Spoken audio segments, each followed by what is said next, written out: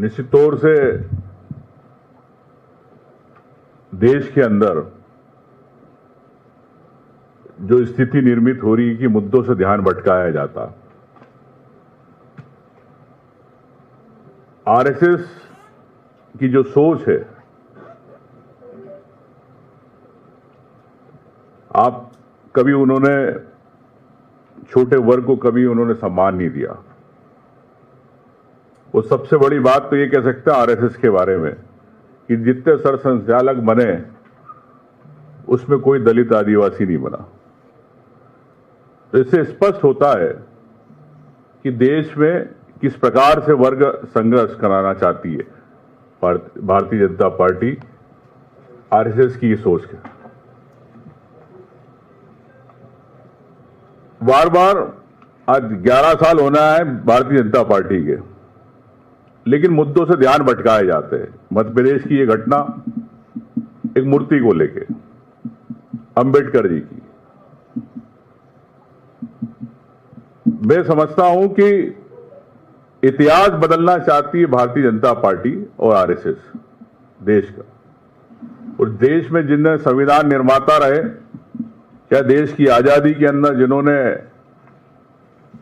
शहीद हुए, जो महान नेता रहे, चाहे महात्मा गांधी है, चंद्रशेखर आजाद है, चाहे बाबा साहब अंबेडकर है, ऐसे कई लोग, कई महान हस्तियां देश में इस समाज से ऊपर रही, जिन्हें राष्ट्र निर्माण में भूमिका निभाई।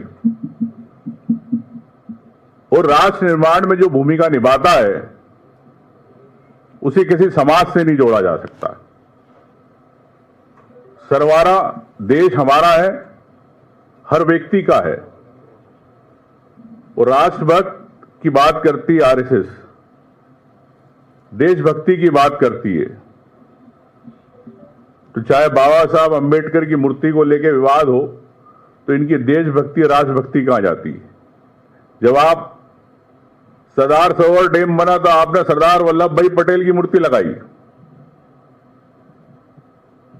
कांग्रेस ने सम्मान किया।